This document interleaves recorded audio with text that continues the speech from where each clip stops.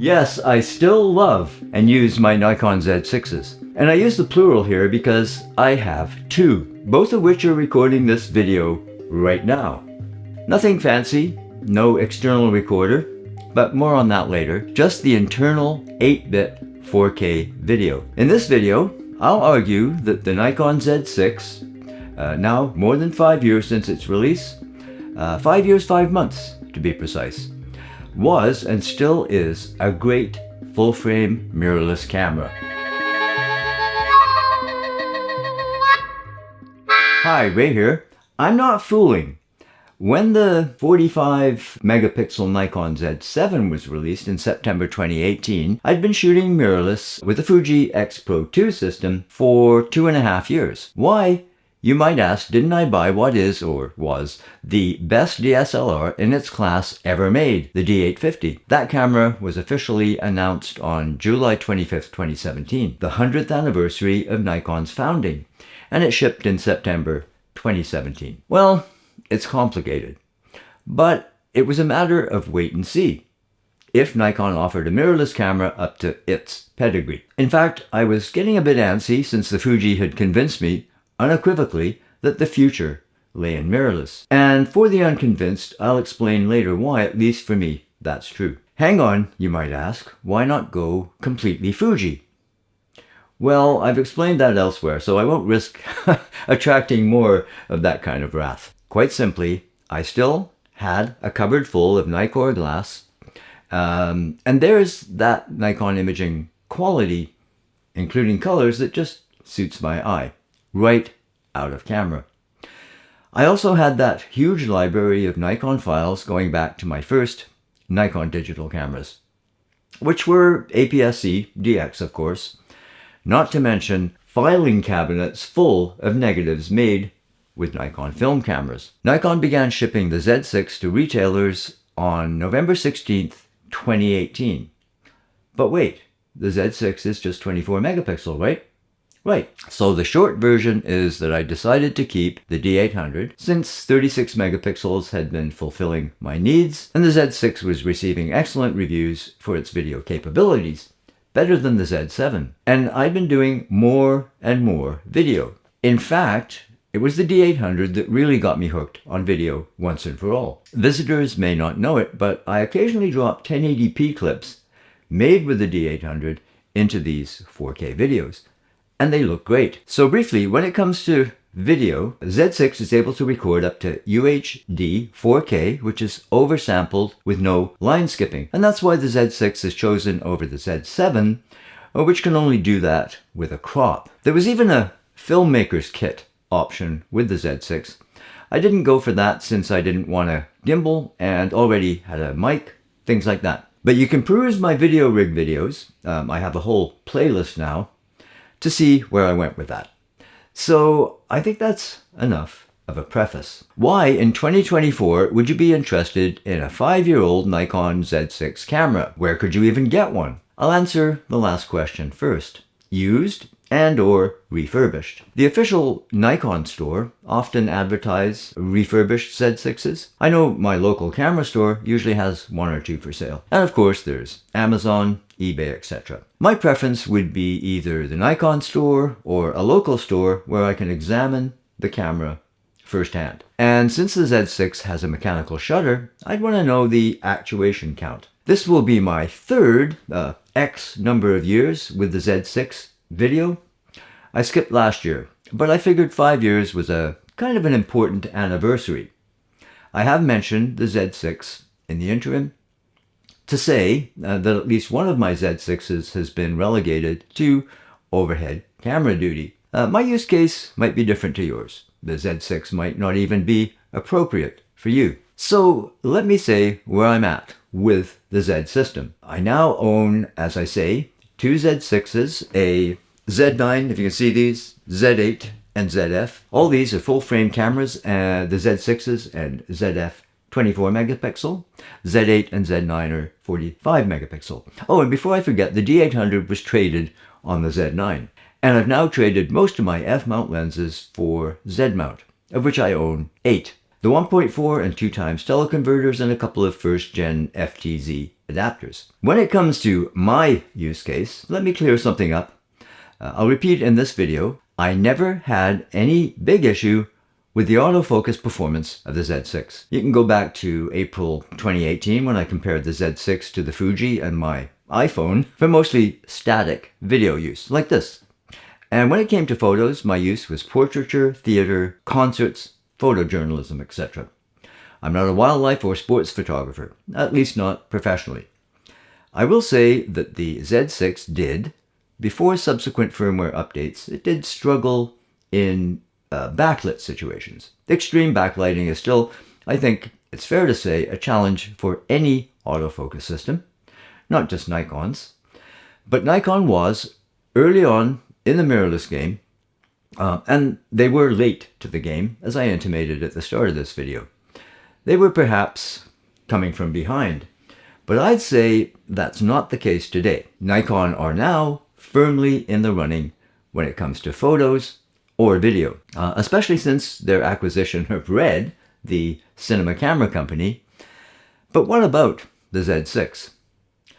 One of the features that should be acknowledged early on is the 5-axis in-body image stabilization, IBIS, rated to 5 stops of correction. That's really still a fantastic advantage. Boosted up to 8 stops in the ZF. There's also electronic stabilization too, which I find of limited use. In fact, I never use it because of its tendency to introduce the jello effect.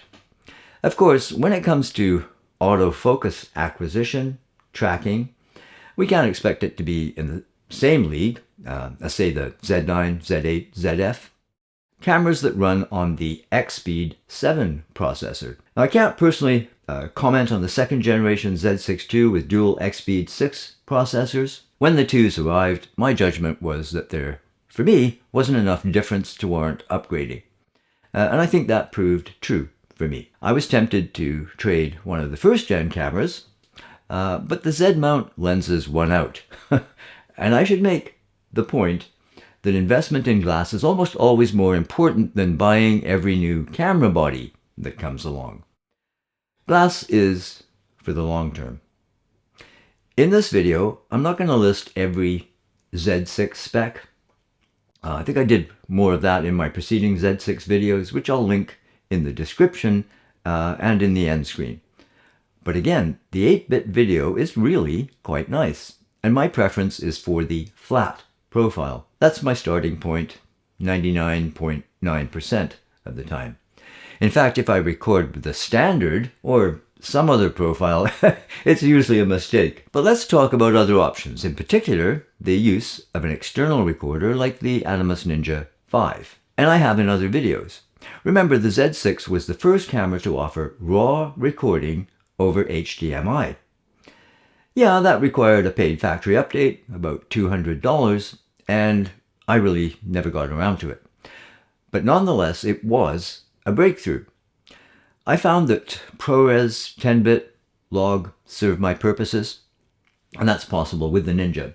And importantly, it got around the 30-minute video recording restriction of the Z6. And as I learned early on, cards smaller than 64 gigabytes and your recordings would get chopped into, I think it's 5-minute clips that have to be stitched back together in post. And speaking of cards, though I often still use XQD with the Z6s, I am now, CF Express support came with firmware 2.20 in late 2019. And while we're on the topic of firmware updates, Nikon has shown us that's an important part of their camera support strategy, and has again recently signaled that it'll be a priority into the future. When it came to the Z6, firmware 3, I think it was, that certainly gave a significant boost to the camera's focus acquisition and tracking. And that's kind of where it sits now, a competent and reliable autofocus system. Of course, it can't be expected to compete, again, with cameras like the Z8 and Z9 or the retro-styled ZF.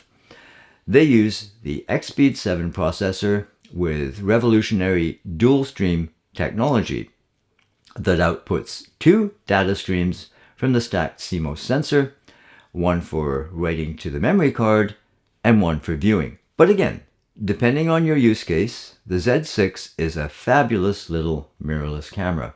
I wouldn't hesitate to recommend it as a video-centric camera for, say, vlogging, talking head videos, even without a flippy screen. But it does have a nice tilting screen. It doesn't have eye autofocus like the latest cameras or the second gen Z6, Z7s, but the face recognition works very well in my experience. Hopefully it's stuck on my face right now. Check out my videos from April 2019 through to spring 2022 when I got the Z9. And still, after that, all the second angles were shot with the Z6 until the Z8 came along last spring. But I still don't hesitate to use the Z6 when I need more angles. And as I said earlier, this video is shot with my two Z6s. Why mirrorless? I think the first thing that stood out for me was the wonder of WYSIWYG. That is, generally speaking, what you see in the viewfinder or on the rear LCD is what you get, or can expect to get in terms of the finished images. And you can tweak that as needed. Not so with the DSLR, right? And as I expected, it came to pass with the Z9 that the shutter wouldn't be far behind, or that it'd be left behind, I should say, like the mirror box. I know some people weren't at all convinced by this, and especially by the EVF, electronic viewfinder. I was. Even if I wasn't totally enamored with Fuji's hybrid iteration. Sure, it had its limitations, especially for fast sports and wildlife. Blackout was a real thing, until, again, technology like dual stream came with the Z9. Now we have the prospect of global shutter that Sony has recently pushed to the forefront with the A9 III. And with Nikon's red buyout, red cameras use a global shutter. The other thing we get with mirrorless is size and weight savings. Now, the Nikon Z8 and especially the Z9 can't really boast of significant advantages where that's concerned. But the Z9 does save a bit compared to, say, its DSLR equivalent, the D6. What about downsides? Truthfully, I have a hard time coming up with negatives, but I'd be remiss in not mentioning battery life. Mirrorless cameras are demanding when it comes to power draw, mainly because that LCD gets a lot of use compared to DSLRs. Even the original EN-EL15 battery, though, was pretty good. But let's say I don't often need to change batteries. I can usually get through a day with 2 batteries, at least for stills. When it came to video, well, see my power solution tutorial. Now we have the improved first EN-EL15B, the gray ones, the EN-EL15C that shipped with the Z8 and ZF. For some people, the single XQD card was a deal breaker, and the Z6 II brought a second SD slot. If you absolutely can't live without a backup option, well, that's the end of the Z6 story for you. I'll just say I've never had an issue with XQD or CF Express, much more robust options than SD. Not that I've ever had a failure there either. I guess I'm lucky. Right from day one, the Z6 excelled in low light. 5 years later, that's still the case. The Z6's native ISO is 100, topping out at 51,200. Expandable 50 to 204,800. Today, we have the ZF. While it still uses a 24 megapixel sensor, the ZF has context-sensitive noise reduction that more aggressively smooths areas that appear not to have detail. I'm presuming the Expeed 7, as well as other algorithmic advances, underpins this technology. But, as I understand it, JPEGs and HEIF files, which I rarely use, they benefit the most. Anyway, the ZF's expanded ISO range tops out at 204,800, while the unexpanded limit also rises to 64,000. Still, for my money, the Z6 remains a very good low-light performer, whether we're talking stills or video. As an example, most of my overhead video these days is shot at ISO 2500, and more. To my eye, it's great. And speaking of video, I love the inbuilt time-lapse function on all these cameras. The Z6 captures 8-bit 4K time-lapse, and it's easy to set up in the photo menu. Stick around till the end for an example that I made for my first Z6 review. So there's kind of a random roundup of my thoughts on the Z6 in 2024. You can still pick one up used or refurbished at a good price. Do your due diligence when it comes to provenance, and be sure to check the shutter actuation count. Has anyone bought a used Z6? Let us know in the comments. And I'd love to hear from other Z6 users. What's your experience? Well, I hope you found this useful. Please give it the old thumbs up if you did. And if this is your first visit to the channel, we'd love to see you again. Please do consider subscribing and hit that notification bell so you don't miss new content. In the meantime, take care, cheers, and we'll see you later. You too.